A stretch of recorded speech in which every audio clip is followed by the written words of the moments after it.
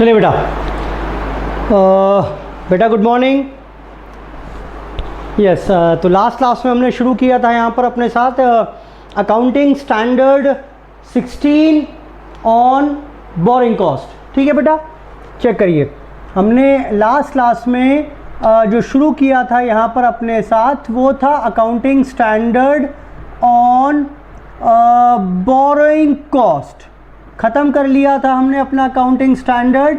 यहाँ पर आज उसके ऊपर बेस्ड क्वेश्चंस की प्रैक्टिस करेंगे। जो एग्ज़ाम में जिस तरीके के क्वेश्चंस आपको मिलेंगे उस क्वेश्चंस की, उस प्रकार के क्वेश्चंस की यहाँ पर हम प्रैक्टिस करने वाले हैं। तो बेटा शुरू कर दे फटाफट से, बोलो बेटा।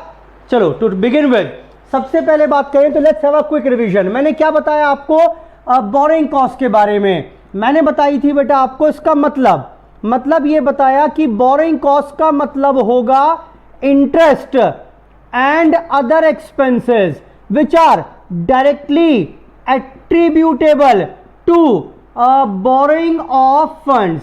जितना भी इंटरेस्ट या इसी प्रकार का कोई और खर्चा जो बोरिंग्स के लेने के वजह से सीधा सीधा हुआ हो, कि अगर बोरिंग्स ना करते फंड्स की तो एक खर्चा अगर ना होता तो यानी डायरेक्टली एट्रीब्यूटेबल ना हो, डायरेक्टली एट्रीब्यूटेबल जो खर्चे होंगे रिलेटेड टू बोरिंग्स उन सबको बोरिंग कॉस्ट कह देंगे।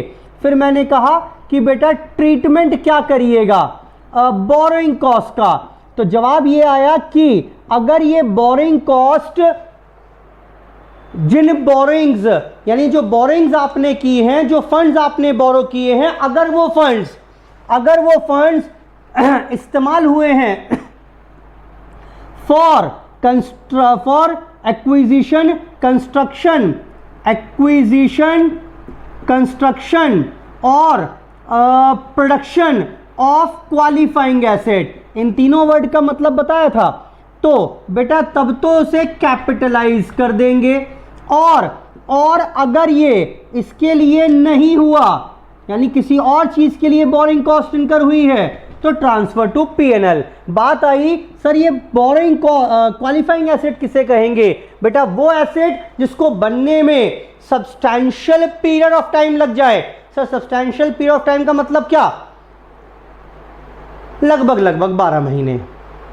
हाँ, अपने क्वेश्चंस के लिए हम तो 1 महीना ही मान लिया करेंगे to be on safer side, कि भाई 1 महीना सब्सटैंशियल पीरियड ऑफ टाइम होता है, लेकिन लिखना कहीं नहीं है। अगर कहीं लिखना है आपको तो 12 महीने लिखेंगे।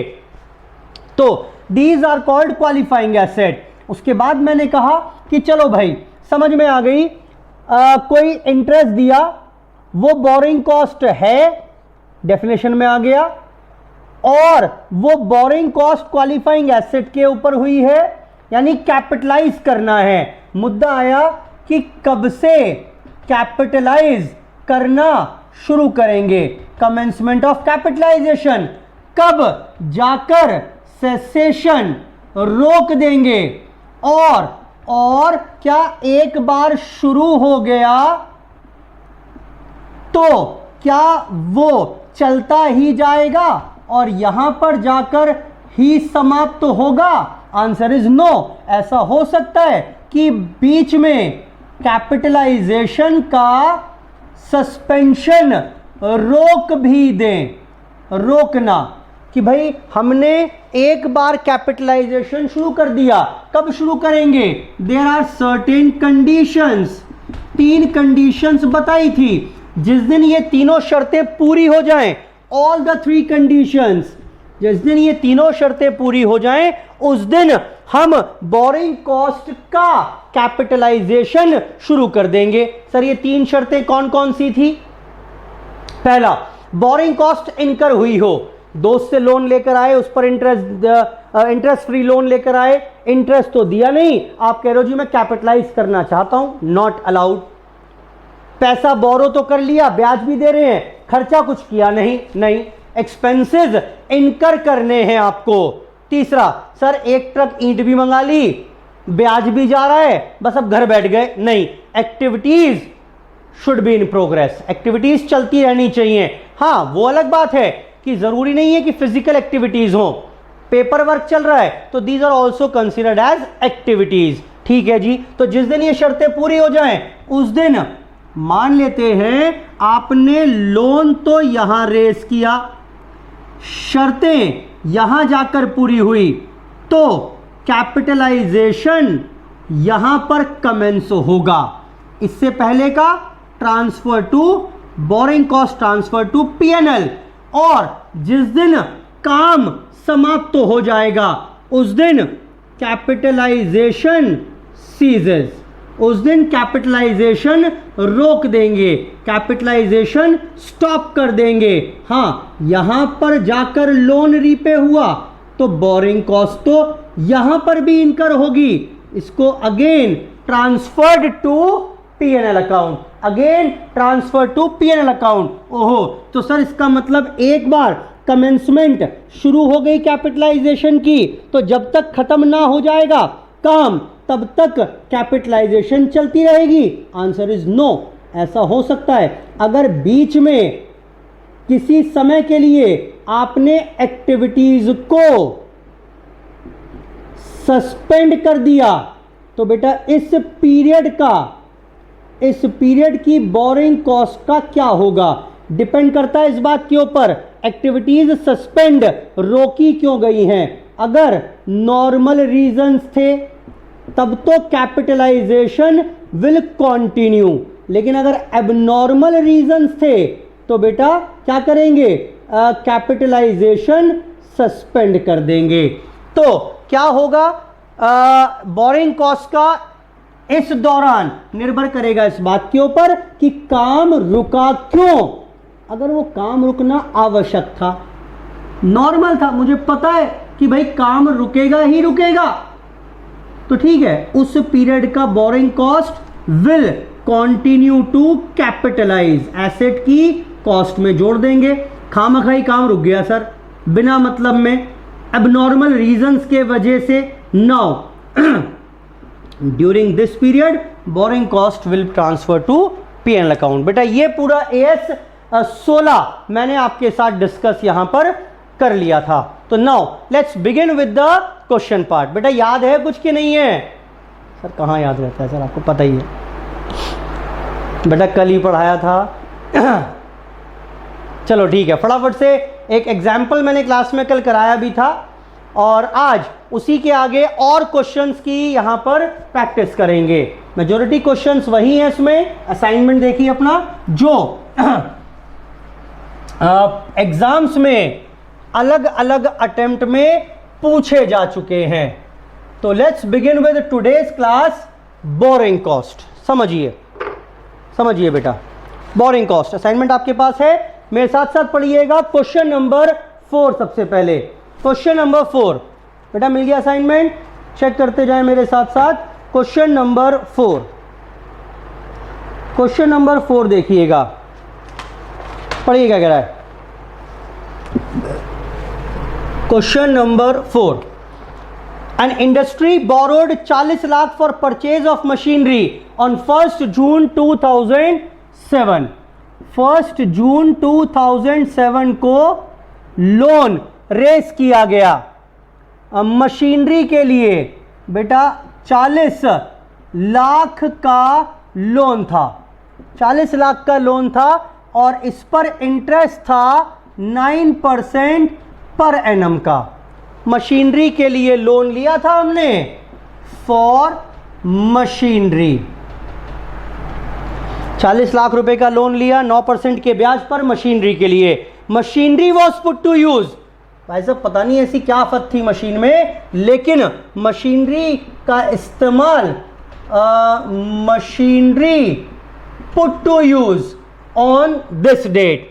पास entries for the year ended. बेटा ईयर एंड होगा 31 मार्च 2008 को। To record the borrowing cost of loan. आपको बोरिंग कॉस्ट का ट्रीटमेंट बताना है एज पर एएस 16। सबसे पहली बात तो ये, मुझे ये बताइए total borrowing cost as per AS 16 बनेगी कितनी। देखो यहां पर लोन लिया, क्या क्या हुआ कोई मतलब नहीं है, एक बात तय है अभी तक लोन वापस हुआ नहीं, तो बेटा इस लोन पर ईयर एंड तक की बात करें तो इंटरेस्ट देना पड़ेगा, दैट विल बी अराउंड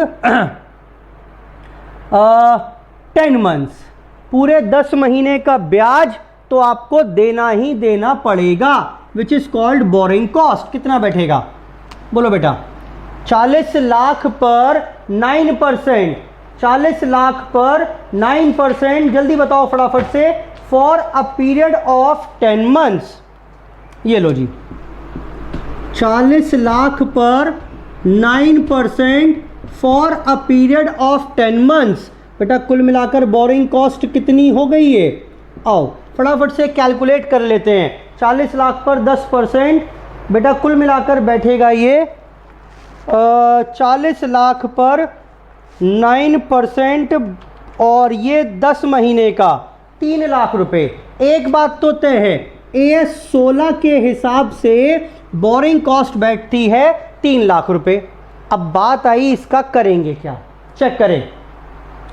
पहली बात चेक करिए, जिस एसेट के लिए ये बोरोइंग्स की गई, फंड्स बोरो किए गए, whether that asset is a qualifying asset और नॉट। आओ चेक करें। बेटा मशीनरी के लिए लोन लिया था, यहां पर पुट टू यूज है। अगर आप देखें तो लगभग इसमें 7 महीने का समय लग गया। तो this machinery seems to be a qualifying asset, seems to be a qualifying asset. तो आप क्या करेंगे, क्योंकि ये क्वालिफाइंग एसेट है तो बेटा इसका मतलब ये सारा का सारा इंटरेस्ट कैपिटलाइज हो जाएगा। बेटा ठीक है, कैपिटलाइज हो जाएगा? नहीं होगा। कैपिटलाइज होगा तो कितने दिन का? Till the date the asset is put to use. यहां पर कैपिटलाइजेशन सीज हो जाएगा, बंद हो जाएगा, और इसके बाद का borrowing cost will be transfer to P&L। यानी 3 लाख में से 3 लाख में से 7 महीने का अलग कर लीजिए, 3 मंथ्स का अलग कर लीजिए। 7 महीने का आएगा 2,10,000 रुपये, 3 महीने का आएगा 90,000। ये तो चला जाएगा P&L में और ये कैपिटलाइज हो जाएगा। तो ज़रा बताना फटाफट से, अकाउंटिंग एंट्री क्या हो जाएगी, जर्नल एंट्री क्या रहेगी? इंटरेस्ट अकाउंट डेबिट 3 लाख रुपए टू बैंक, 3 लाख रुपए, 3 लाख की बोरिंग कॉस्ट इंकर हुई फॉर इंटरेस्ट पेड।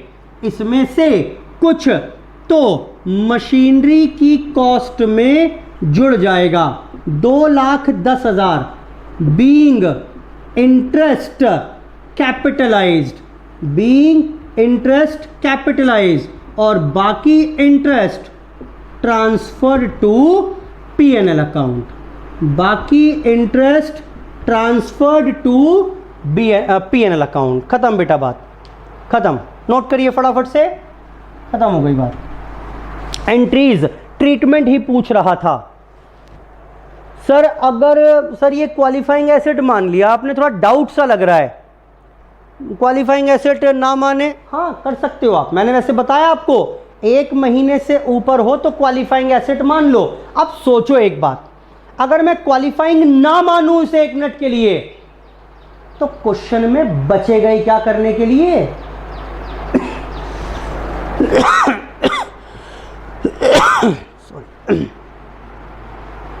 क्वेश्चन में कुछ बचेगा ही नहीं करने के लिए।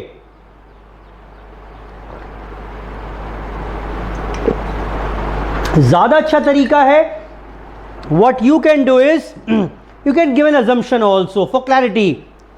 It has been assumed that in the given question the acquisition of machinery takes substantial period of time, therefore it is assumed to be a qualifying asset.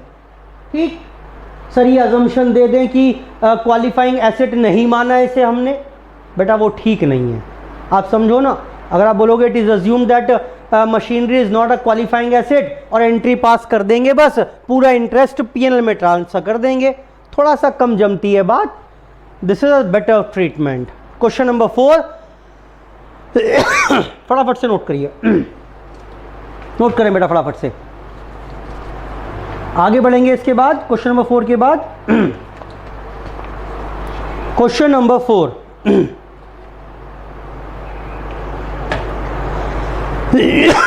Sorry, question number 5 पर आएंगे। Question number 5 जरा देखें, अगर हो गया हो तो आगे बढ़ते हैं फिर। क्वेश्चन नंबर 5 हटा दूं बेटा से, यहां से चेक करिए।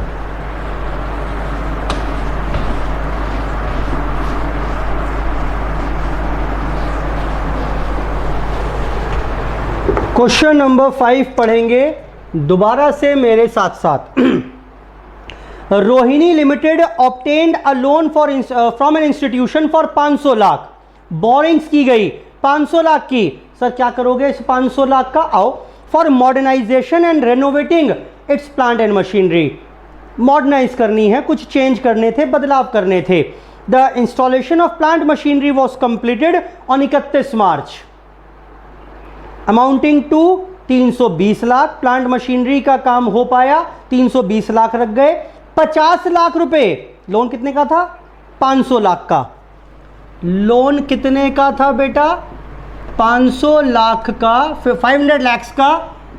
इसमें से प्लांट मशीनरी पर कितने लग गए, जरा बता रहे हैं मुझे कितने लग गए? प्लांट मशीनरी पर लग गए 320 लाख रुपए। 320 लाख रुपीस लग गए प्लांट मशीनरी पर। उसके अलावा एडवांस दे दिया हमने, एडवांस टू सप्लायर।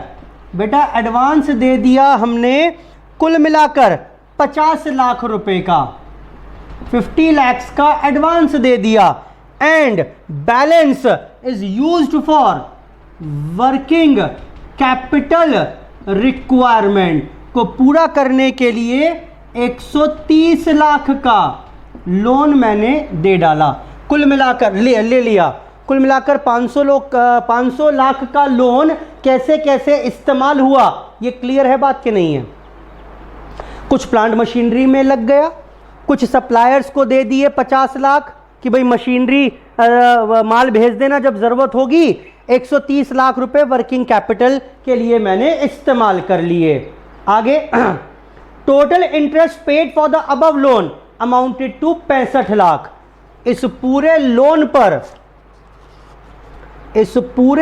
पर पूरे साल का इंटरेस्ट कितना बैठ रहा है? 65 लाख रुपीज। 65 लाख रुपए इंटरेस्ट बैठा इस पूरे लोन पर। You are required to state how the interest on institutional loan is to be accounted for. इस सारे इंटरेस्ट की अकाउंटिंग आपको करके बतानी है। आओ बेटा, बेटा बोरिंग कॉस्ट टोटल तो दे ही रखी है, बस ये ही तो तय करना है whether this borrowing cost will be capitalised और will be treated as revenue expenditure to be transferred to PNL account. यही तो तय करना है। बोलो बेटा फटाफट से। हाँ जी सर, चुप हो जाते हो बेटा, बताओ। तो उसके लिए सबसे पहले क्या तय करना पड़ेगा? सबसे पहले तय करो whether these assets on which expenditure has been incurred is a qualifying asset or not. Plant machinery 320 lakh रुपए लगे और उसने बोला हुआ है, देखिए कि प्लांट मशीनरी का इंस्टॉलेशन कंप्लीट हुआ 31 मार्च को जाकर कहीं साल के अंत पर। शुरू में लोन ले लिया था हमने तो इसका मतलब ये कि this is a qualifying asset. अगर एडवांस दिया सप्लायर को, एसेट ही नहीं है कोई अभी तो, नॉट अ क्वालिफाइंग एसेट। और वर्किंग कैपिटल भी क्वालिफाइंग एसेट नहीं होती, कल लिखवाया भी था। तो चलो अब एक बात बताओ, कुल मिलाकर ये जो इंटरेस्ट 65 लाख का है ये 500 लाख के लोन के लिए है। 65 लाख का इंटरेस्ट 500 लाख के लोन के लिए, तो 320 लाख के लोन के लिए इंटरेस्ट कितना? ऑल्टरनेटिवली आप एक काम और कर सकते हो बेटा, इंटरेस्ट रेट निकाल लो। 65 लाख का इंटरेस्ट 500 लाख के लोन पर, तो बेटा 13% का इंटरेस्ट रेट हो गया। बताना जरा कितना हुआ ये? 320 पर 15%, 13%, 320 पर 13% इज 41.6, 41.6 लैक्स।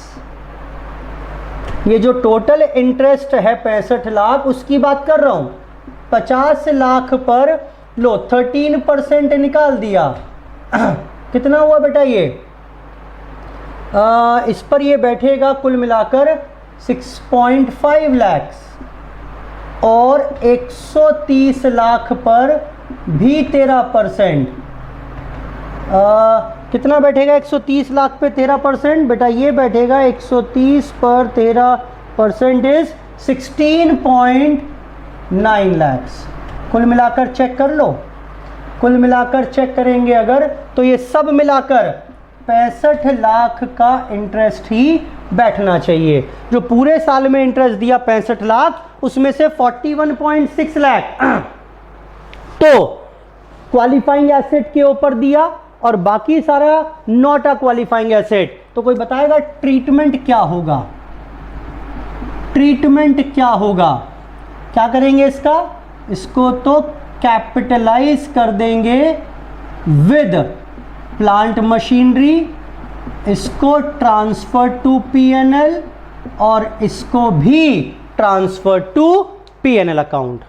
जरा बताएगा कोई बच्चा, जनरल एंट्री अगर पूछ ले तो कुल मिलाकर इंटरेस्ट का भुगतान हुआ 65 लाख का, इंटरेस्ट टू बैंक, इसमें से कुछ तो प्लांट मशीनरी की कॉस्ट में जुड़ जाएगा 41.6, ये सारी फिगर्स इन लैक्स हैं।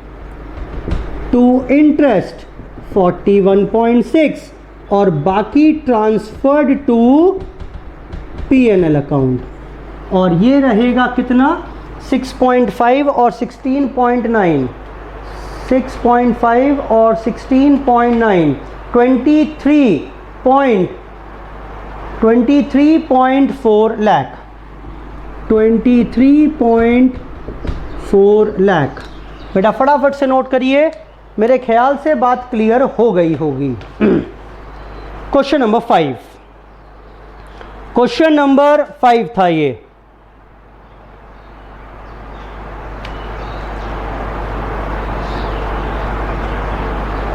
क्वेश्चन नंबर 5 था ये।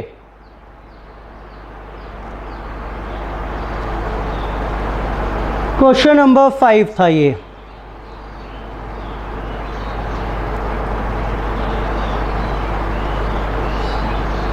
AS 16 के हिसाब से पहले ये देखो बोरिंग कॉस्ट कितनी है, वो तो दे रखी है 65 लाख, तो मतलब सिर्फ ये बाकी रह गया कि ट्रीटमेंट क्या। उसका ट्रीटमेंट क्या होगा ये निर्भर करता है इस बात के ऊपर कि whether the asset is a qualifying asset और नॉट अ क्वालिफाइंग एसेट। अगर क्वालिफाइंग एसेट है तो जोड़ दो, नहीं है तो ट्रांसफर टू पीएनएल। देखें जरा, बताइए इसके बाद क्वेश्चन नंबर 8 पर। क्वेश्चन नंबर 8 पर आइए फटाफट से, क्या बोल रहा है? On 25 April 2010 Neel limited obtained a loan from the bank for 70 lakh to be utilized as under। 70 lakh का लोन लिया, अपने आप करना है होमवर्क में आपको, मैं सिर्फ डिस्कस करके छोड़ दूंगा, हम भी छोड़ देंगे सर नालायक। पढ़िए, construction of factory shade, factory का शेड बनवाने में 28 लाख रुपए लग गए आउट ऑफ 70 लाख। मशीनरी खरीद ली 21 लाख की, 14 लाख ट्रक परचेज कर वर्किंग कैपिटल के लिए लग गए और 7 लाख रुपए मैंने एडवांस दे रखा है। In March 2011 construction of shed was completed और मशीनरी इंस्टॉल भी हो गई थी। कंस्ट्रक्शन कराने में टाइम लगा और उसके बाद मशीनरी इंस्टॉल भी कर ली हमने। Delivery of truck was not received, अभी तक रिसीव ही नहीं हुआ। Total interest charge by the bank for the year 12 lakh.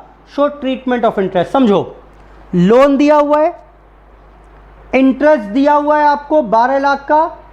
चाहो तो इंटरेस्ट रेट निकाल लेना, एवरेज इंटरेस्ट रेट कितना। अब चेक करिए, 70 लाख का लोन इस्तेमाल हो गया। 28, 11, 14, 7 सब मिलाकर 70 बैठ रहा है कि नहीं बैठ रहा है? बैठ रहा है। 70 लाख का लोन पूरा इस्तेमाल हो गया। अब ये बस बता दीजिए मेरे को कि construction of factory shade qualifying asset है या नहीं है? Yes, this is clearly a qualifying asset. Purchase of machinery, machinery खरीद लाए जी। इंस्टॉल की है मैंने, वो अलग बात है, बाद में जाकर इंस्टॉल की है, बाद में जाकर। क्या ये क्वालिफाइंग एसेट है या नहीं है? नहीं है। एक्विजिशन में टाइम कहाँ लगा? आप गए, पैसे दिए और ले आए। इंस्टॉल घर पे रखी हुई है, आपके घर पे रखी हुई है, इंस्टॉल ही तो नहीं की थी आपने। इंस्टॉल बाद में जाकर कभी की, कोई फर्क नहीं पड़ता। एक्विजिशन में टाइम नहीं लगा, this is not a qualifying asset. Similarly working capital not a qualifying asset. Advance दिया, वो भी नॉट अ क्वालिफाइंग एसेट। तो क्या आप पूरे लोन के इंटरेस्ट को, जो कि 12 लाख का था, उसको डिवाइड कर पाएंगे? बोलो बेटा। अगर मैं मोटे मोटे तौर पर बात करूं तो देखना, वैसे आपको डिटेलिंग से ऐसे ही चार्ट बनाकर काम करिएगा, लेकिन फिर भी आपको एक काउंटर चेक कराने के लिए बात करूं मैं। फॉर क्वेश्चन नंबर 8 इंटरेस्ट था टोटल 12 लाख का on a loan of rupees 70 lakh. अब इसमें से अगर बात करें तो क्वालिफाइंग एसेट है 28 लाख की, तो इसके ऊपर जो इंटरेस्ट होगा 12 लाख का लोन, 12 लाख का इंटरेस्ट 70 पर, तो 28 पर कितना कितना बैठेगा? 4। ये बैठेगा बेटा, ये बैठेगा आपका 12 इंटू 28 डिवाइड बाय 70, यानी 4.8 लाख। और जो बैलेंस इंटरेस्ट है वो क्वालिफाइंग एसेट के लिए नहीं लिया गया है। नॉट अ क्वालिफाइंग एसेट के लिए इंटरेस्ट हो गया 12 माइनस 4.8 5 7.2 लाख। इसको तो ट्रांसफ़र कर देंगे पीएनएल में और इसको कैपिटलाइज कर देंगे with the cost of factory shade. Working note चाहो तो कॉपी कर लो, ये आप, इस इंटरेस्ट का ब्रेकअप है।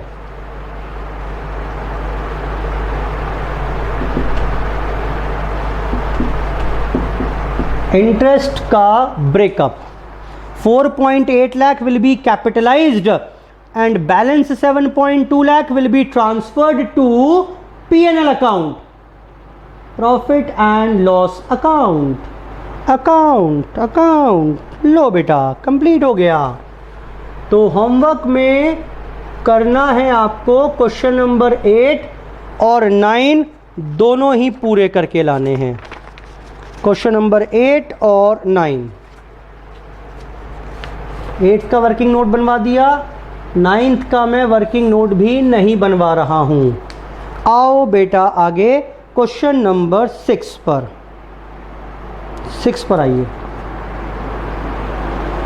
क्वेश्चन नंबर 6 बेटा हटा रहा हूं इसे, बेटा हटा दें, बोलो बेटा। चलो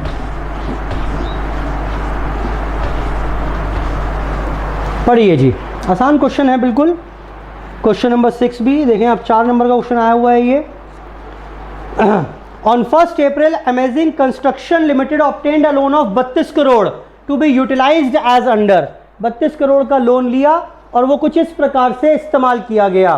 construction of sea link across 2 cities, 2 शहरों के बीच में सी थी एक, उसको लिंक करने के लिए शायद कोई ब्रिज बनाया होगा। 25 करोड़ रुपए लग गए उस पर। अच्छा हाँ, एक बात और, work was held up totally for a year, काटो मंथ लिखो, उसको लिखा हुआ है मतलब मंथ आगे, ईयर काट दो। Work was held up totally for a month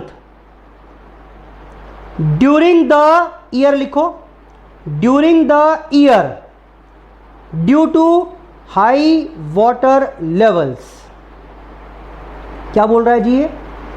बोल रहा है 25 करोड़ रुपए तो डैम ब्रिज बनाने में लग गए, और हाँ 1 महीने काम बंद भी रहा, क्योंकि ना पूरे साल में 1 महीने काम बंद रहा क्योंकि वाटर लेवल बहुत हाई था उस दौरान। ठीक है जी, 25 करोड़ तो इसमें लग गए कंस्ट्रक्शन में। कुछ इक्विपमेंट मशीनरी लाए थे 3 करोड़ की, working capital 2 crore, purchase of vehicle 50 lakh, tools वगैरह लाए उसके लिए एडवांस दिया 50 लाख, कुछ टेक्निकल नो हाउ, काम करने का तरीका टेक्निक सीख कर आए उसके लिए 1 करोड़ दिए, और टोटल इंटरेस्ट दिया 80 लाख का। तो बेटा अगर हम बात करें यहाँ पर क्वेश्चन 6 में जो लोन था 32 करोड़ का, उस पर इंटरेस्ट रहा कुल मिलाकर 80 लाख। तो what is the average interest rate? 80 lakh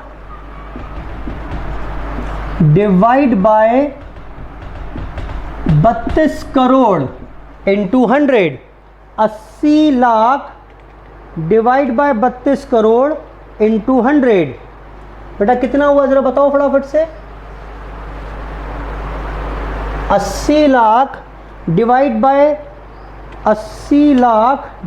bye 32 crore into 100, बेटा 25% शायद रेट आ गया। ये चेक कर लो जरा, ठीक है क्या? 32 लाख का आधा 16, 16 का आधा 8, 32 करोड़ नहीं, गलत लिख दिया मैंने ये।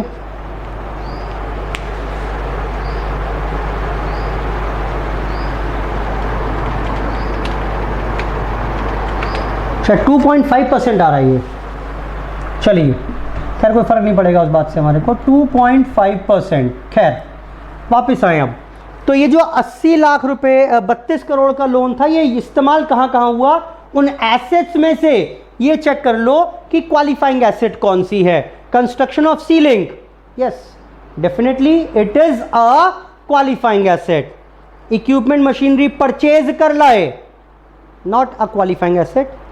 Working capital not a qualifying asset. Purchase of vehicle not a qualifying asset. Advance दिया है not a qualifying asset. Purchase of technical know how not a qualifying asset. यानी कुल मिलाकर अगर समरी बनाना चाहूं तो 32 करोड़ में से क्वालिफाइंग एसेट के लिए इस्तेमाल हुए 25 करोड़ और नॉट क्वालिफाइंग एसेट के लिए इस्तेमाल हुए बचे हुए 7 करोड़। इसका ब्रेकअप है 3, 2, 0.5, 0.5, 1। अगर ऐसा है तो अब इंटरेस्ट का ब्रेकअप भी कर पाएंगे। बताना बेटा इस इंटरेस्ट का ब्रेकअप क्या तैयार करोगे अब? जो क्वालिफाइंग एसेट के लिए इंटरेस्ट होगा 25 करोड़ का 2.5% निकालना बेटा कितना हुआ? 25 करोड़ का 2.5% वो हो जाएगा 0.625 करोड़। 0.625 करोड़ ये तो हम कैपिटलाइज कर देंगे with the cost of ceiling, और जो इंटरेस्ट नॉट क्वालिफाइंग एसेट के लिए इनकर किया गया 7 करोड़ का 2.5% ये हो जाएगा 0.175 करोड़। जरा चेक कर लो यही आ रहा है कि नहीं आ रहा है? 0.175 crore and this will ultimately be transferred to P&L account. लो जी। क्वेश्चन नंबर 6, इसको डिटेल में बना सकते हैं वैसे चार्ट आप पूरा। एसेट का नाम लिखिए सबका, उसके आगे लिखिए क्वालिफाइंग है, नॉट क्वालिफाइंग है, सबका लोन कितना और उसका इंटरेस्ट कितना, और फिर उसको कर सकते हैं, मैंने कंसोलिडेट करके कर दिया। क्वेश्चन नंबर 6 और 7 कंप्लीट करेंगे आप होमवर्क में। ठीक, बिल्कुल सेम क्वेश्चंस हैं, सेम क्वेश्चंस हैं बिल्कुल। Question number 6 and question number 7 same questions हैं। 11, 12 कराऊंगा, 13 होमवर्क में और 10th भी मैं कराऊंगा। करिए पहले इसको नोट फटाफट से नोट करिए इसको।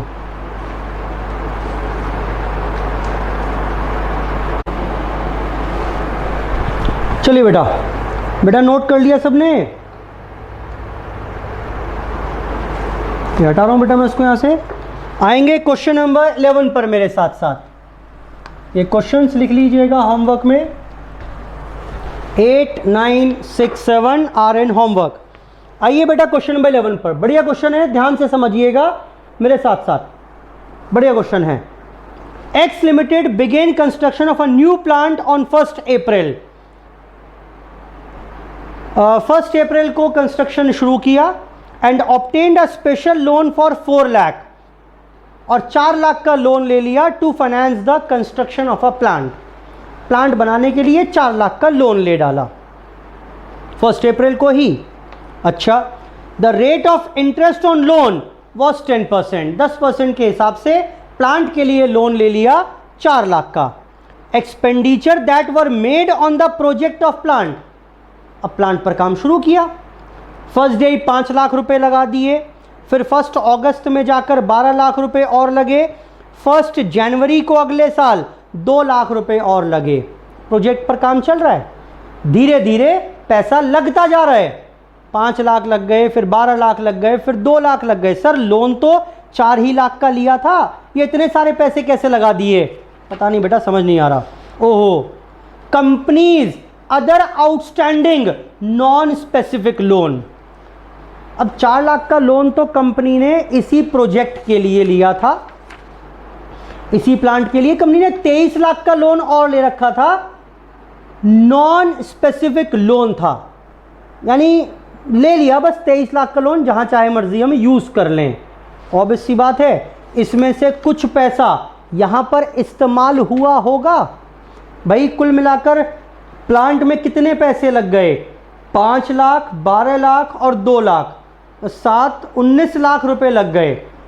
19 में से 4 का लोन तो शुरू में प्लांट के लिए स्पेसिफिकली लिया हुआ था, 19 में से 4 गए 15 इस 23 में से इस्तेमाल हुए होंगे at an interest rate of 12%। Construction complete हुआ साल के अंत पर जाकर, तो definitely this is a qualifying asset, ये तो तय है बात। अब बात आई, you are required to calculate the amount of interest to be capitalised as per AS 16 borrowing cost, और साथ में एंट्री भी आपको करके बतानी है। 2009 का क्वेश्चन है ये, 5 मार्क्स का। समझिए बेटा, एक बात है कि प्लांट पर देखना जरा, कुल मिलाकर plant is clearly a qualifying asset. इस पर 15 लाख रुपए लग गए, सॉरी इस पर लगे थे हमारे 19 लाख रुपए।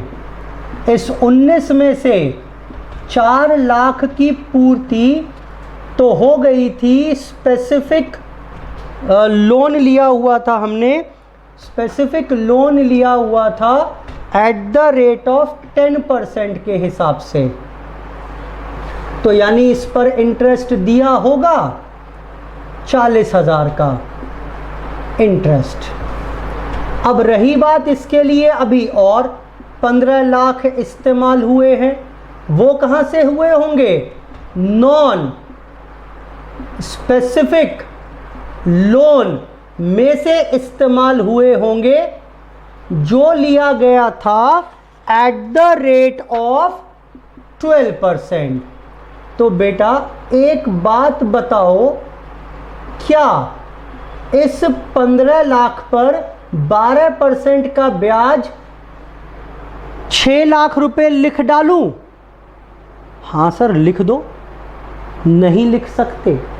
मुझे एक बात बताओ, क्या ये 19 लाख रुपए सारे के सारे एक ही दिन शुरू में ही लग गए थे? नहीं लगे थे, धीरे धीरे करके लगे।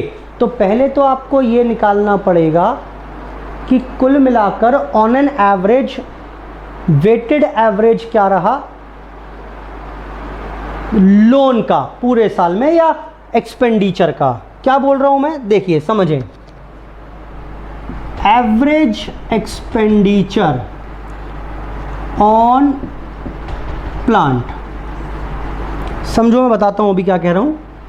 5 लाख रुपए एक खर्च किए 1 अप्रैल को, ये 12 महीने इस्तेमाल हुए, तो यानी ऑन एन एवरेज हर महीने 5 लाख रुपए इस्तेमाल रहा, खर्चा रहा। 12 लाख रुपए मैंने और खर्च कर दिए।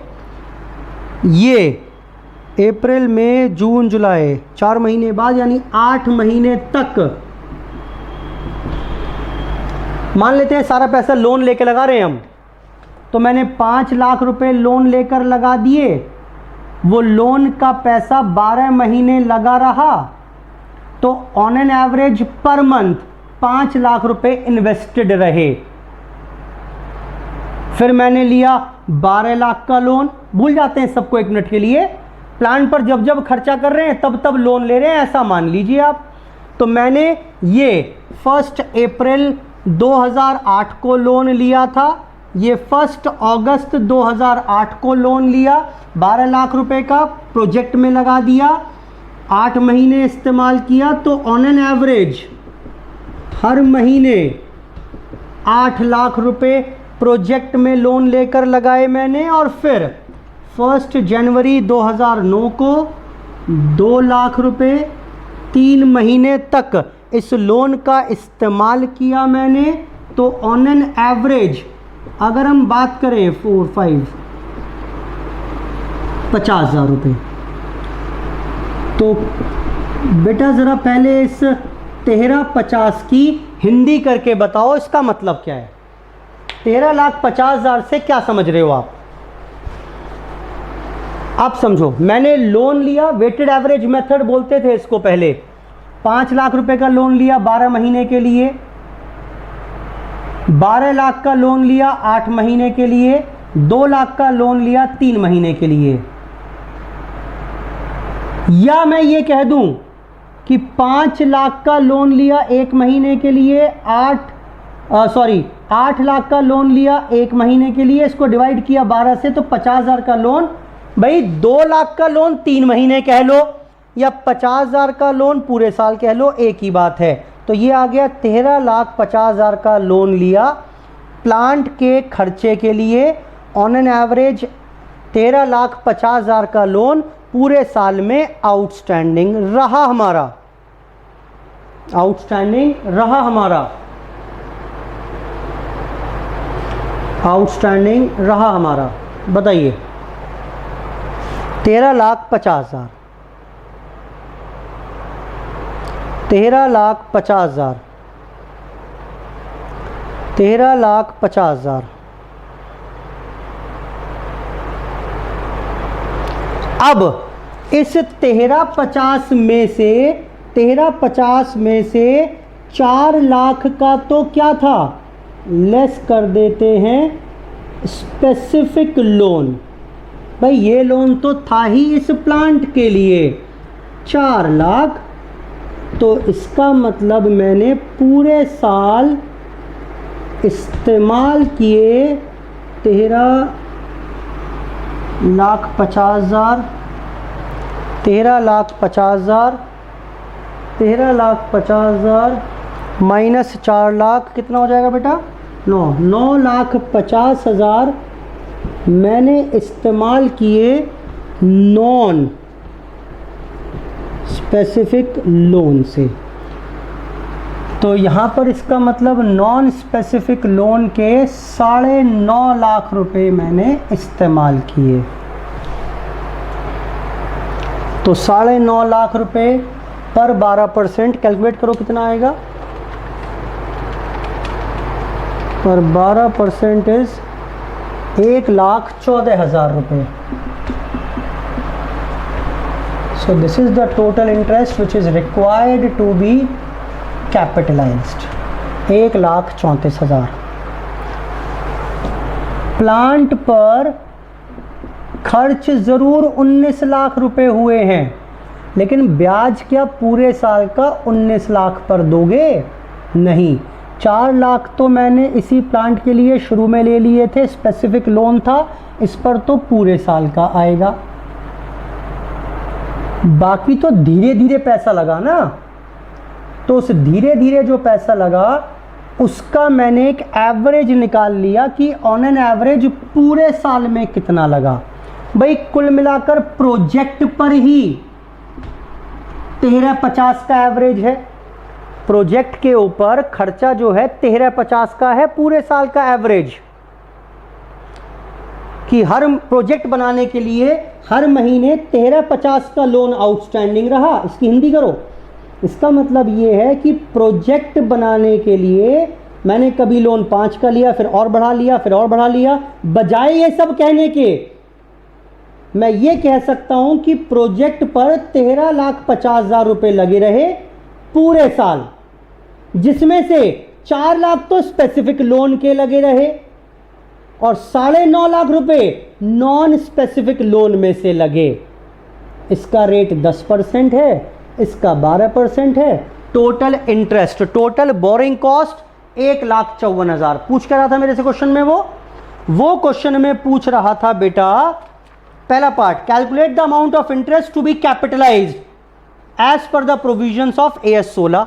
तो कितना इंटरेस्ट कैपिटलाइज करेंगे? 1,54,000 and pass entry for capitalisation the cost, capitalising the cost and borrowing cost in respect of the plant. बेटा फटाफट से एक एंट्री और कर दो मेरे लिए।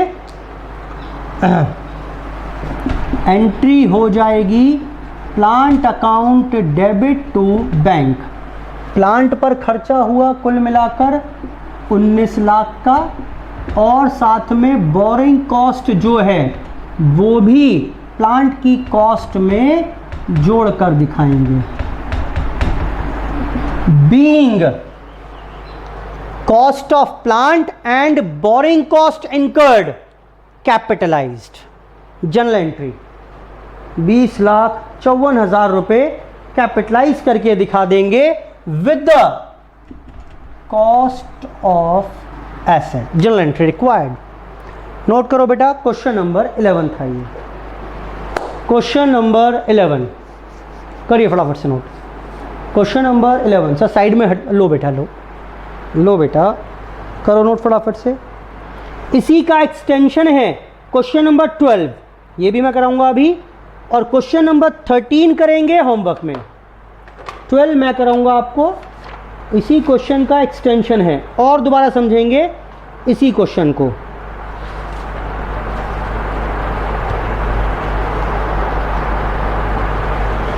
इसी को दोबारा समझेंगे क्वेश्चन 12 के साथ। करें नोट।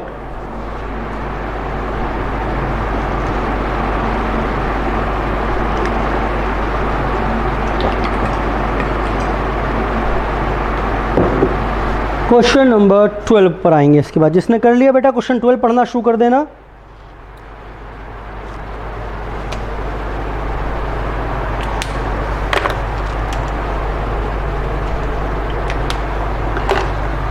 चेक करिए बेटा, हटा रहा हूं उसको मैं यहां से।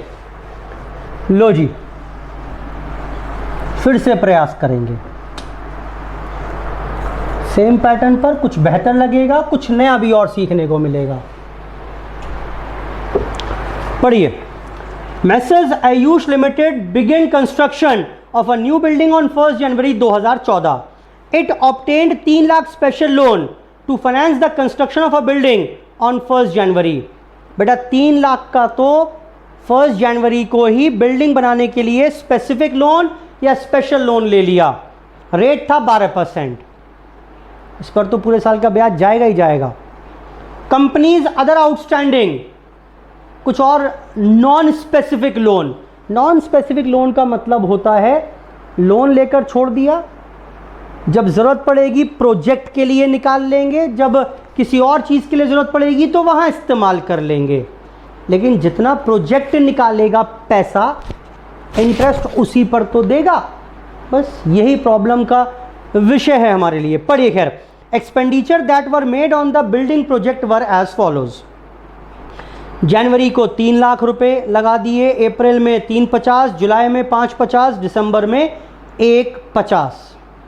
प्रॉब्लम ये है, अगर मैं पूछूं पूरे साल ये सारा पैसा मैंने लोन ले लेके लगाया, तो पूरे साल का इंटरेस्ट कितना, पूरे साल ऑन एन एवरेज कितने का लोन मैंने लिया इस प्रोजेक्ट को कंप्लीट करने के लिए। तो आओ सबसे पहले, और उसके बाद बोल रहा है building was completed at the year and, 31 दिसंबर को कंप्लीट हो गई। प्रिंसिपल्स प्रिस्क्राइब्ड इन AS 16 के हिसाब से अमाउंट बताइए कितना कैपिटलाइज होगा, और एक एंट्री भी कर दीजिएगा। यानी सब कुछ सेम है। आओ ज़रा सबसे पहले बताओ मेरे को average expenditure incurred on building project. Building के लिए ऑन एन एवरेज पूरे साल कितना खर्चा रहा, देखना ज़रा बेटा। जनवरी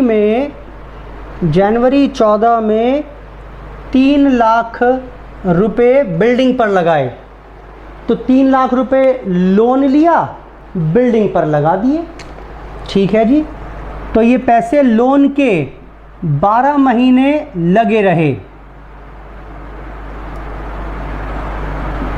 तो ऑन एन एवरेज पूरे साल 3 लाख रुपया, पूरे साल 3 लाख रुपया लगा ही रहा मेरा। वेटेड एवरेज बोलते थे इसको। आगे बढ़िए, इसके बाद इसके बाद आया अप्रैल में 3.5 लाख रुपए और प्रोजेक्ट पर लगा दिए। लोन लिया, प्रोजेक्ट में लगा दिए, 9 मंथ्स तक लगे रहे, 9 मंथ्स तक लगे रहे, 3.5 लाख रुपए। तो ऑन एन एवरेज पूरे साल कितने कितने लगे रहे, ज़रा करना कितना आएगा बेटा ये, 3.5 lakh into 9 divide by 12 is 2,62,500। आप समझो मैं क्या कर रहा हूँ। मैं कह रहा हूँ 3 लाख रुपए लोन पूरे साल रहा, तो उसका मतलब हाँ 3 लाख पूरे साल रहा। समझना थोड़ा मुश्किल है, अगला पॉइंट देखिए। मैं कह रहा हूं 3.5 लाख का लोन 9 मंथ्स तक आउटस्टैंडिंग रहा, उसकी इक्विवेलेंट वैल्यू निकालिए पूरे साल की। 3.5 लाख का लोन 9 महीने, या ये कह लो 2,62,500 का लोन 12 महीने, पूरे साल। एक ही तो बात है, एक ही तो बात है सर। कैसे एक बात है, समझो ज़रा, ये रुक कर देखो पहले। अच्छा, मैंने कहा 3.5 लाख का लोन 9 मंथ्स के लिए इज़ इक्वल टू 2,62,500 का लोन 12 महीने के लिए। इन दोनों का मतलब एक है। मैंने पीरियड का एलिमेंट इग्नोर करके सारी फिगर्स एनुअली निकाल ली, बजाय ये कहने के ये इतने महीने के लिए, ये इतने महीने के लिए, ये इतने महीने के लिए। मैं कह रहा हूँ ये पैसा यूज़ किया पूरे साल के लिए। सर ये बराबर कैसे हैं, आओ मान लेते हैं इंटरेस्ट रेट 10% है, मान लेते हैं। ज़रा इस पर इंटरेस्ट निकालना कितना बनेगा, 3.5 लाख पर 9 मंथ्स 10%, 3.5 लाख पर 9 मंथ्स 10%, ये बैठेगा 26,250। और ज़रा ये बताना ये कितना बैठेगा इंटरेस्ट, ये बैठेगा 2,62,500 पर 10%, 12 महीने पूरे साल का 26250 सेम आ गया कि नहीं आया? इसका मतलब चाहे ये बोल दो आप या ये बोल दो, एक जैसी ही बात है। मैंने क्वेश्चन को इक्विवेलेंट, मैं आपसे ये बोलता कि भाई 3 लाख पूरे साल के लिए लोन यूज़ किया, 3.5 लाख 9 महीने के लिए यूज़ किया, फिर 5.5 लाख रुपए 6 महीने के लिए यूज़ किया, 1.5 लाख रुपया एक महीने के लिए यूज़ किया। बजाय ये सब ऊट पटांग बात करने के, क्यों ना मैं ये कह दूं कि मैंने ये पैसा पूरे साल के लिए, यानी इक्विवेलेंट वैल्यू निकाल रहे हैं इसकी, जुलाई 14। अब क्वेश्चन तो ये कहता है कि 5.5 लाख 6 महीने के लिए यूज़ किए गए, लेकिन मैं क्या बोलूँगा? मैं ये बोलूँगा कि 2,75,000 रुपये पूरे साल के लिए यूज़ किए गए। फिर ऐसे ही दिसंबर 14 1.5 लाख रुपए 6 महीने के लिए यूज़ किए गए, 1 महीने के लिए यूज़ किए गए। मैं तो ये कहूँगा 1.5 लाख डिवाइड बाय 12 इंटू 1, मैं ये कहूँगा 12,500 रुपये पूरे साल के लिए। तो पूरे साल का लोन कितना था? एवरेज लोन आउटस्टैंडिंग ये आएगा 3 4 5 6 7 70 780 790 850 8,50,000 का लोन आपने पूरे साल इस्तेमाल किया बिल्डिंग के लिए। इसमें से स्पेसिफिक लोन मुझे दे रखा है, लेस करके बताओ। Specific loan is 3 lakh rupees, तो नॉन स्पेसिफिक में से यूज़ हुआ 5.5 लाख का लोन। अभी प्रॉब्लम है इस क्वेश्चन में, बताओ क्या प्रॉब्लम नज़र आ रही है? प्रॉब्लम ये कि नॉन स्पेसिफिक लोन पर भी 2 अलग अलग तरीके का ब्याज दे रखा है। कुछ नॉन स्पेसिफिक लोन लिया 11% और कुछ 13% के भाव पर। तो एवरेज रेट निकाल कर कैलकुलेट कर लेंगे। करते हैं इसको, पहले इतना करो आप।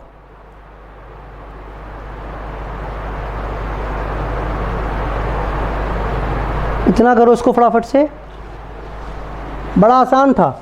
वैसे तो अगर हम बोरिंग कॉस्ट निकालना चाहें तो स्पेसिफिक लोन पर निकाल दीजिए एट द रेट ऑफ 12%, और नॉन स्पेसिफिक पर अगर एक ही रेट होता तो वो लग जाता, बोरिंग कॉस्ट मिल जाती, सारी कैपिटलाइज कर देते। लेकिन प्रॉब्लम ये कि नॉन स्पेसिफिक लोन 2 रेट पर है। तो आओ ज़रा एक एवरेज निकाल लेते हैं, कितना इंटरेस्ट दिया। Interest on non specific loan कुल मिलाकर 6 लाख पर 11%, 66,000, 11 लाख पर 13%, कितना बैठेगा ये? 11 लाख पर 13%, 1,43,000, 1,43,000 कुल मिलाकर बैठा ये 66 प्लस 143, 66,000 प्लस 1,43,000, 2,09,000 का एवरेज इंटरेस्ट दिया आपने on a non specific loan of 17 lakh. 6 lakh एक और 11 लाख एक, तो कुल मिलाकर 17 लाख के लोन पर 2,09,000 का ब्याज दिया गया। इंटरेस्ट रेट नया निकाल लो अब, average 2,09,000 divide by 17 lakh into 100। ये हो जाएगा बेटा 2,09,000 डिवाइड बाय 17 लाख इंटू 100, 12.29%। ख़त्म बात।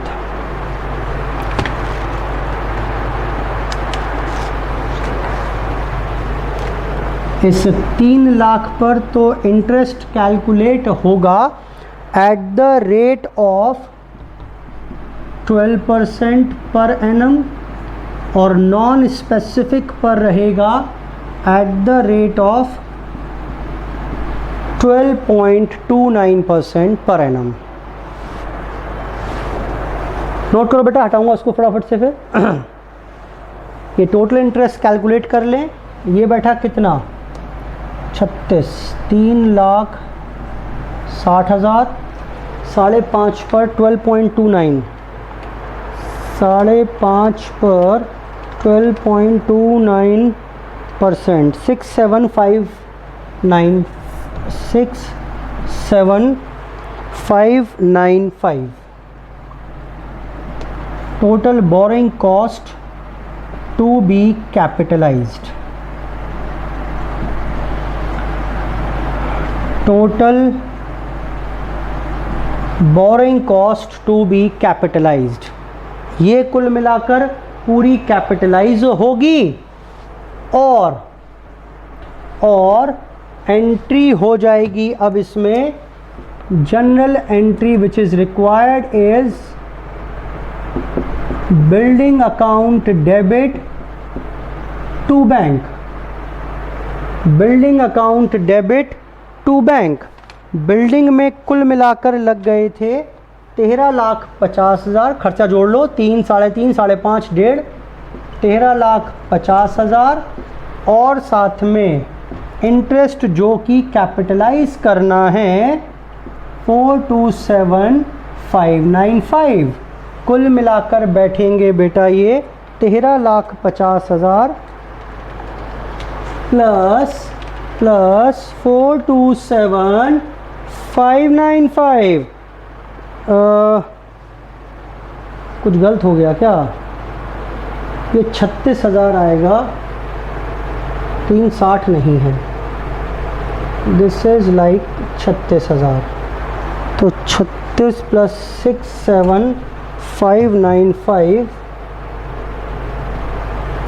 would be the total interest। 36,000 plus 67595 103,595 जोड़ दीजिएगा 103,595। लो बेटा ख़त्म बात। तो टोटल करें 1350 में इसको जोड़ दो अगर, प्लस 13,50,000 तो 1,453,595, 1,453,595। लो जी ख़त्म हो गई बात क्वेश्चन नंबर 12 के लिए। इसी के साथ क्वेश्चन 13 भी लिखेंगे होमवर्क में। 13 में एक पॉइंट बताना है मुझे आपको, कंप्लीट तो होमवर्क में ही करेंगे। एक छोटी सी बात डिस्कस करनी है बस मुझे आपके साथ।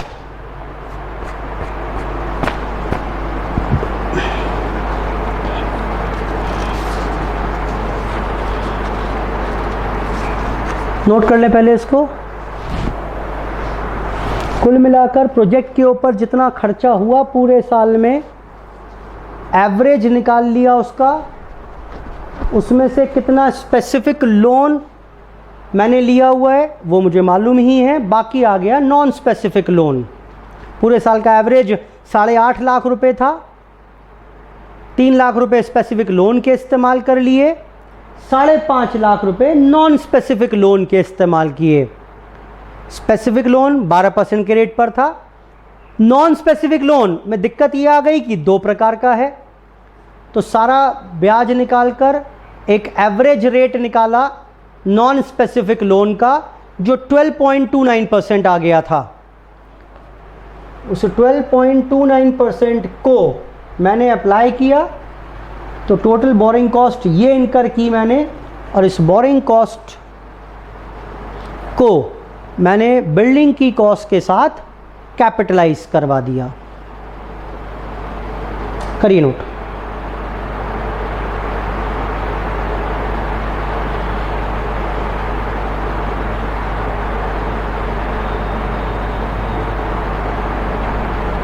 करिए नोट फटाफट से। कॉन्सेप्ट सिखाना भी है मुझे अगले क्वेश्चन में आपको छोटा सा।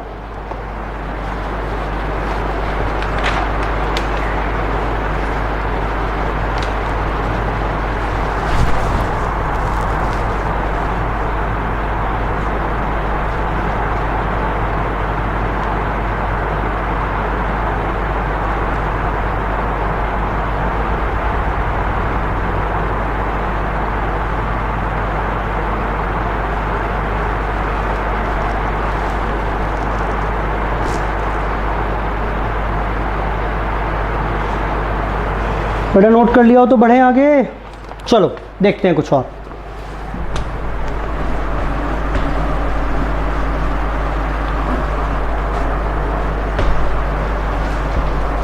एग्जाम का ही क्वेश्चन है बेटा दोबारा से, क्वेश्चन नंबर 13। उसने क्या किया, सेम क्वेश्चन दोबारा चिपका दिया, बिल्कुल सेम क्वेश्चन है, दोबारा चिपका दिया। लेकिन बस आप क्वेश्चन नंबर 13 में एक्सपेंसेस देखिए जो बिल्डिंग पर इनकर हुए थे। वहां लिखा हुआ है क्यूमुलेटिव एक्सपेंसेस, अंडरलाइन करें, अंडरलाइन करें। क्यूमुलेटिव एक्सपेंसेस क्या मतलब है? 1 अप्रैल को 5 लाख, 1 जुलाई को 13 लाख, ये क्यूमुलेटिव है। यानी 1 जुलाई को कितने लगे? 1 जुलाई को बोल रहा है आज तक 13 लगे, 5 तो पहले ही लग चुके थे। तो 1 जुलाई की फिगर कितनी पकड़िएगा? 8 लाख। फिर 1 नवंबर की 20 लाख, 20 में से 13 पहले लग चुके हैं, तो नए कितने? 7 लाख पकड़िएगा। और 31 जनवरी के 5 लाख पकड़िएगा। That is the only difference. बाकी और क्वेश्चन में कोई विशेष बात नहीं है। वहाँ दिए हुए थे कि हर डेट पर कितना पैसा लगा, यहाँ बोला हुआ है कि इस डेट तक का कुल मिलाकर कितना पैसा लगा। क्यूमुलेटिव एक्सपेंसेस दिए हुए हैं आपको। तो ऐसे में आप कितना एडिशनल उस दिन लगा वो कैलकुलेट कर पाइएगा। क्वेश्चन नंबर 10 सुनिए, कॉन्सेप्ट है एक छोटा सा, पहले वो देखें, उसके बाद हम क्वेश्चन पर आएंगे। पहले समझ लीजिए, बजाय रटने के हम देख लेते हैं ऐसा क्यों किया और क्या हुआ, प्रॉब्लम क्या है।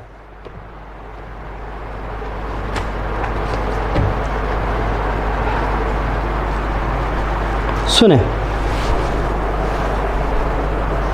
टॉपिक की हेडिंग क्या है, क्या पढ़ा रहा हूं मैं आपको। एक लास्ट पैराग्राफ है हमारे अकाउंटिंग स्टैंडर्ड में, exchange difference on foreign currency borrowings. क्या बोला मैंने?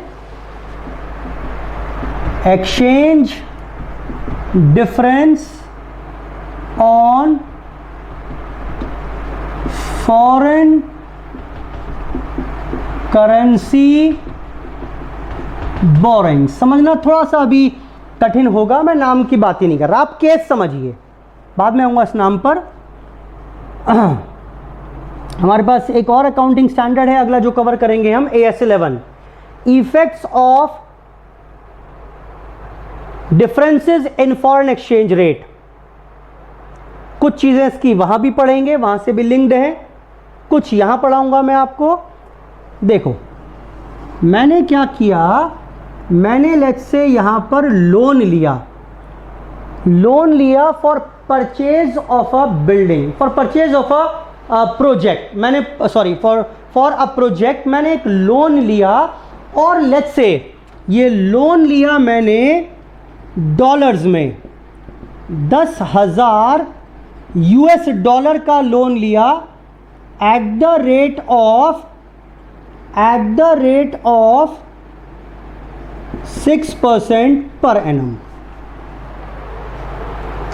सर क्या बात कर रहे हो, ये लोन क्यों ले लिया सर, ये विदेश से क्यों ले लिया? US डॉलर 10,000 का लोन लिया 6% के हिसाब से। बेटा इसलिए ले लिया, वो असल में क्या है ना, इंडिया का जो रेट था, इंटरेस्ट रेट जो था इंडिया में, वो था बेटा, क्या बताऊं आपसे तो क्या ही छुपाना, 10% पर एनम का इंडिया में ब्याज रेट चल रहा था। US में मुझे सस्ता लोन मिल गया, प्रोजेक्ट के लिए सस्ता लोन मिल गया, तो मैंने विदेश से जाकर लोन ले लिया 6% के भाव पर। ठीक है, और जिस दिन लोन लिया, यानी मान लेते हैं 1 अप्रैल 2020 को, इस दिन का एक्सचेंज रेट था $1 इज इक्वल टू 50 रुपए। ये एक्सचेंज रेट का मतलब क्या होता है बेटा? एक्सचेंज रेट का मतलब है, अगले AS जो पढ़ेंगे हम बहुत ज़्यादा काम आएगा उसमें, समझ लो कि अगर आपको $1 चाहिए तो 50 रुपए देने पड़ेंगे। सर डॉलर कहाँ से मिलेगा? आप विजुलाइज करो, बैंक डॉलर खरीदता भी है और बेचता भी है। बैंक डॉलर खरीदता भी है और बेचता भी है। मैं विदेश से 10,000 डॉलर ले आया, डॉलर से हिंदुस्तान में कोई काम नहीं होगा। वो डॉलर मैं बैंक को देकर आया और हर एक डॉलर के बदले मुझे 50 रुपये मिल जाएंगे, मुझे 50 रुपये मिल जाएंगे। This is called exchange rate. आज का एक्सचेंज रेट $1 50 रुपये। ठीक है, ठीक है।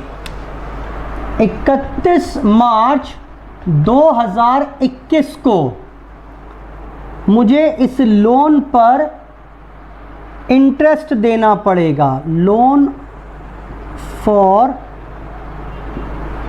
प्रोजेक्ट था, इस लोन पर इंटरेस्ट देना पड़ेगा। बताओ इंटरेस्ट कितना? बेटा कितना इंटरेस्ट देना पड़ेगा इस पर? 6% के हिसाब से बताना। $10,000 पर 6% कितना हुआ? जल्दी बोलो। ये हो गया बेटा $600। विदेश से जो लोन लाया था उस पर $600 का ब्याज देना है, $600 का ब्याज देना है। अब मेरे पास डॉलर कहाँ से आएंगे? सर बैंक से ले आओ। ठीक है, मैं बैंक से डॉलर लेने पहुंचा और क्योंकि आज का एक्सचेंज रेट 55 रुपये है, भाव बढ़ गया, डॉलर का भाव बढ़ गया। पहले 50 रुपये में डॉलर आ जाया करता था, अब 55 रुपये में डॉलर आएगा। $600 कितने के आएंगे? यानी ये हो गया is equal to 600 into 55। How much? 600 into 55, 33,000 रुपये का ब्याज आपको देना पड़ेगा। This is clearly a borrowing cost. बोलो बेटा, will be added to the cost of the project. कुछ नहीं बताया अभी तक नया, मैंने कुछ नहीं बताया। मैंने सिर्फ इतना बोला, कुछ विदेश से लोन लाए 6% के रेट से, वो इसलिए कि वहाँ सस्ता मिल रहा था, इंडिया में लोन महंगा है। साल के अंत पर आकर उस लोन पर मुझे ब्याज देना पड़ेगा। ब्याज मेरे को $600 देना है। अब ये $600 की व्यवस्था कैसे हो? फिर बैंक के पास गया, एक्सचेंज कराए, 33,000 रुपये मुझे खर्च करने पड़े इस ब्याज के लिए, तो ये मेरी बोरिंग कॉस्ट हो गई। कोई दिक्कत? बोलो बेटा फटाफट से, कोई दिक्कत है कि नहीं है? बोलो बेटा। अच्छा, अब एक प्रॉब्लम है, आज डॉलर का रेट 55 रुपये हो गया। अगर आप ये लोन आज रीपे करना चाहो तो मुझे बताओ लोन कितना वापस करना पड़ेगा? डॉलर्स में वापस करोगे या रुपीस में करोगे? पहले तो ये बताओ। सर डॉलर में लोन लिया था तो डॉलर में ही वापस करना पड़ेगा। लेकिन बेटा ये समझ रहे हो, पहले डॉलर 10,000 50 रुपये के भाव से 5 लाख के मिल जाते थे, लेकिन वही डॉलर अब कितने के मिलेंगे? 5.5 लाख रुपए के। बेटा कुछ एक्सचेंज डिफरेंस आ गया कि नहीं आया? वो आ गया 10,000, 55 माइनस यानी कितने का? 50,000 रुपये का। मेरा 50,000 का लोन बढ़ गया कि नहीं बढ़ा? लॉस है ये मुझे। ये लॉस समझ में आता है कि नहीं आता है? ये लॉस समझ में आता है कि नहीं आता, ये बताओ। हाँ सर ठीक है, 50,000 का लॉस हो गया। बात आ रही है इस लॉस का क्या करिएगा। Exchange difference on foreign currency borrowings. अगर मैंने बोरोइंग्स फॉरेन करेंसी में की हैं तो उसके वजह से अगर कोई एक्सचेंज डिफरेंस क्रिएट हो जाए तो उस एक्सचेंज डिफरेंस का क्या ट्रीटमेंट होगा। क्या इसे भी प्रोजेक्ट की कॉस्ट के साथ जोड़ दें या पीएनएल में ट्रांसफर कर दें। बस यही एक मुद्दा है।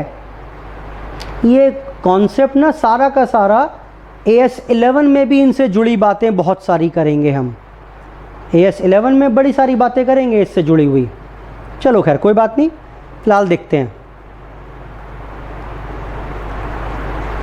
बताएं जी, यहाँ तक नोट कर लो, पहले नोट कर लो चाहो तो। एग्जाम्पल ये एक्सचेंज डिफरेंस 50,000 का लॉस है मुझे, ये इसको खर्चा आ गया ये 50,000 रुपये का, इसको जुड़वा दें प्रोजेक्ट की कॉस्ट में या ना जुड़वाएं।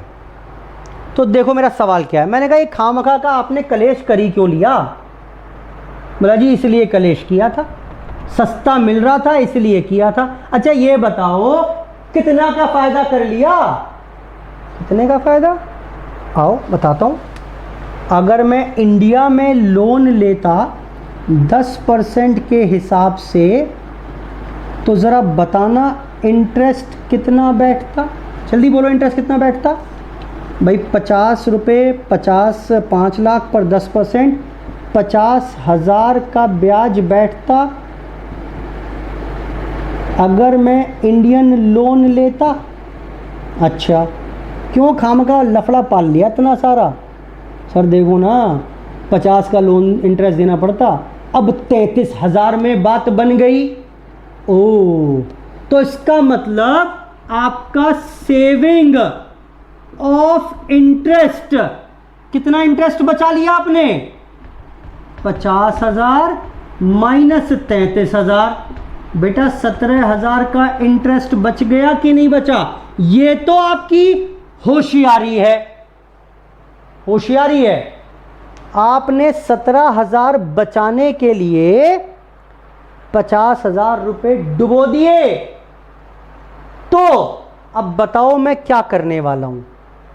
17,000 बचाने के लिए आपने 50,000 डुबो दिए। तो अब मैं क्या कह रहा हूं, एएस क्या बोलता है, 50 में से 17 तक तो जायज़ थे, ये तो मैं कैपिटलाइज करने दूंगा, और बाकी 33,000 जायज़ नहीं थे, ट्रांसफर टू पीएनएल। पीएनएल तो 33 तो ये कर ही दो, कोई दिक्कत ही नहीं है। मैं 17 और करने दूंगा, इसके ऊपर के ना करने दूंगा। That's it, that's it. Note करिए फटाफट से इसको, फिर दोबारा समझते हैं क्वेश्चन के साथ साथ। दोबारा समझते हैं इसको, फिर पहले इसको यहाँ तक नोट कर लो एक एग्जाम्पल के तौर पर। दोबारा एक क्वेश्चन, अब जो क्वेश्चन दिया हुआ है इसके साथ साथ उस फिगर्स को लेते हुए तब काम खत्म कर लेंगे।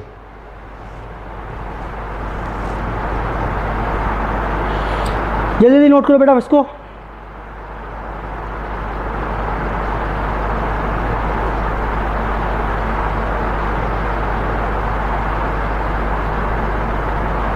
कितना बोरिंग कॉस्ट दिखाइएगा। लास्ट क्वेश्चन है, क्वेश्चन नंबर 10। लास्ट क्वेश्चन है बेटा हमारे यहाँ पास, यहाँ पर क्वेश्चन नंबर 10 फटाफट से कर लीजिए। पहले इसको नोट करिए, फिर क्वेश्चन नंबर 10 करेंगे, खत्म कर देंगे इसके साथ ही AS 16 बोरिंग कॉस्ट। 2-3 बार क्वेश्चन आ चुका है इसके ऊपर, इस कॉन्सेप्ट के ऊपर 2-3 बार क्वेश्चन आ चुका है। थोड़ा सा समझने में परेशानी हो रही होगी आपको। कुछ हमने ऐसे एक्सचेंज डिफरेंसेस फॉरेन ब्रांच में भी निकाले थे, और उसकी बहुत ज़्यादा बात AS 11 में भी करेंगे हम। AS11 में भी करेंगे, फिर से कोई बात नहीं, प्रैक्टिस करते हैं। चलो देखो मेरे साथ, और अच्छे से क्वेश्चन पढ़ के काम करेंगे अब। Raj and company, question number 10 की बात कर रहा हूं। Raj and company has taken a loan of $20, 20,000 loan लिया $20,000 का in the beginning of the financial year, और लोन लिया था ये at the rate of 6% per annum payable annually. On the date of taking loan, the exchange rate between currencies was rupees 48 per $1. The exchange rate at the closing of the financial year, यहां पर exchange rate 50 रुपए हो गया. The corresponding amount could have been borrowed by the company in Indian rupee. यही loan हम अगर Indian rupees में लेते, लोन लेते इंडियन रुपीज में, तो इंटरेस्ट रहता 11% पर एनम. देखा, इस सस्ते के चक्कर में मैंने विदेश से फॉरेन बोरिंग्स कर ली, फॉरेन बोरिंग्स कर ली मैंने. खैर, determine the amount of borrowing cost. तो सोचना ही क्या है भैया, ये लोन लिया, इस पर मुझे यहाँ पर इंटरेस्ट देना है. कितना इंटरेस्ट देना है ज़रा बताना? $20,000 पर 6% का ब्याज देना है. तो कितने डॉलर्स का हो गया ब्याज? 6 दूनी 12, $1,200 का ब्याज देना है. बैंक से डॉलर्स खरीद लाओ, $1 50 रुपए में मिलेगा. तो यानी 60,000 रुपए आपके खर्च हो गए, बोरिंग कॉस्ट आ गई, प्रोजेक्ट की कॉस्ट में जोड़ देंगे. ये तो सिंपल है, सिंपल है ये तो, इसमें क्या कोई दिक्कत है भाई? फॉरेन बोरोइंग्स की साल के अंत पर ब्याज देना है, $1,200 मांगेंगे विदेश वाले, और ये डॉलर्स की व्यवस्था इस एक्सचेंज रेट पर हो जाएगी. 60,000 रुपए दे आओ, बोरोइंग कॉस्ट हो गई, क्वालिफाइंग एसेट है, प्रोजेक्ट की कॉस्ट के साथ जोड़ देंगे. अब प्रॉब्लम ये आ गई, लेकिन पहले एक्सचेंज रेट 48 था, आज एक्सचेंज रेट 50 है. तो कुछ एक्सचेंज डिफरेंस आ गया कि नहीं आया? हाँ, आज अगर लोन वापस करना पड़े $20,000 का, तो इस पर नुकसान हो गया $2 प्रति डॉलर, यानी 40,000 का लॉस हो गया मुझे आज. देखो ना, पहले ये $20,000 48 के भाव पर थे. अब अगर मैं ये $20,000 वापस करूंगा तो 50 के भाव पर खरीद कर लाने पड़ेंगे. तो 40,000 का एक्सचेंज डिफरेंस का लॉस आ गया. एएस बोल रहा है क्या कर दिया, क्या दिया आपने? ये तो बेवकूफी कर दी आपने. खामखा सस्ते के चक्कर में 40,000 रुपए का नुकसान कर बैठे. कितना फायदा हुआ? मैंने कहा जी देखो ना, अगर मैं इंडियन रुपीस में लोन लेता तो इंटरेस्ट का अमाउंट बैठता, यहाँ निकाल लेते हैं, इंटरेस्ट का अमाउंट यहाँ पर बैठता $20,000, 48 रुपये एक्सचेंज रेट पर 11%. बताना कितना बैठता बेटा? इधर एक बार कैलकुलेटर कहाँ गया मैं? ये रहा. 20,000 पर, जल्दी बताओ बेटा, 20,000 पर 48%, सॉरी 20,000 इंटू 48 इंटू 11%। ये बैठता 1,05,600 रुपये। 1,05,600 रुपये का ब्याज बैठता जी। 1,05,600 रुपये का ब्याज बैठता if the loan would have been taken in Indian currency. ओ, तो ये बताओ ये बताओ सेविंग इन इंटरेस्ट आपकी होशियारी के वजह से क्या लगता है आपको कितने पैसे आपने बचा लिए? सर 45,600 रुपये बचा लिए। सर 45,600 रुपये बचा लिए। ओ, 45,600 रुपये बचाकर आपने 40 का नुकसान कर दिया। बेटा आपकी तो पीठ थपथपानी चाहिए। क्या करेंगे इसका? इसमें से to the extent of saving in interest यानी 40,000 वो तो कैपिटलाइज कर दीजिए। और अगर बैलेंस है जो कि मेरे केस में निल है, ट्रांसफर टू पीएनएल कर दीजिए।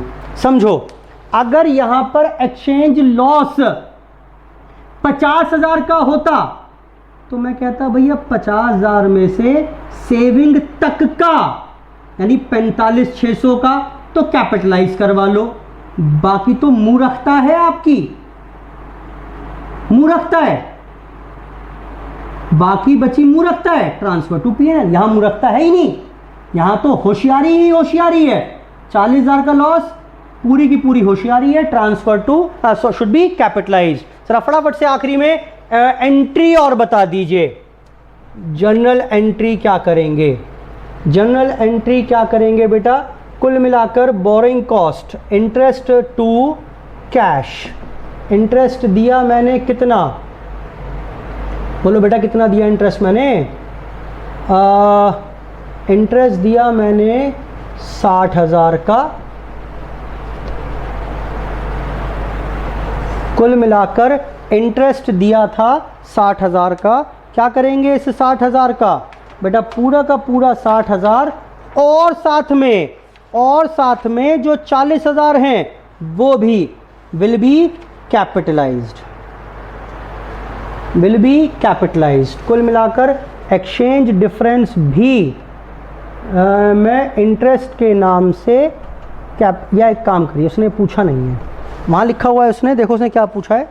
उसने पूछा यहाँ पर determine the treatment of boring cost in the books of accounts. तो टोटल बोरिंग कॉस्ट हो जाएगी आपकी 60,000 इंटरेस्ट के नाम की और एक्सचेंज डिफरेंस के नाम के 40,000। 1,00,000 रुपये टोटल बोरिंग कॉस्ट हो गई और ये पूरी की पूरी कैपिटलाइज कर देंगे with the cost of the project. पूरे 1,00,000 रुपये कैपिटलाइज हो जाएंगे with the cost of the project. जो फॉरेन बोरोइंग्स हैं इन फॉरेन करेंसी, उस पर जितना इंटरेस्ट बैठेगा वो तो देना ही है, उसमें क्या नया है? यहाँ तक कुछ नया नहीं है। प्रॉब्लम आ गई इस एक्सचेंज डिफरेंस के वजह से, तो अब इसकी जिम्मेदारी कौन ले? लिया ही क्यों? तो जी सस्ते के वजह से। बचाया कितना? 45,600। तो 45,600 तक तो आपकी होशियारी है, यहाँ तो सारी होशियारी हो गई। मान लेते हैं 50 होता, मैंने इसलिए ये लिखवाया आपको, 50 होता तो 45,600 कैपिटलाइज करने देता, बाकी transfer to PNL account. I hope बात समझ में आ गई होगी। और इसके साथ ही हमारा क्वेश्चन ख़त्म हो गया। AS 16 भी यहाँ पर हमारा फिनिश हो जाता है। AS 16 on borrowing cost. ठीक, नोट कर लो बेटा फटाफट से इसको। और अपनी चर्चा भी यहीं पर समाप्त कर रहे हैं। धन्यवाद, बाय बाय।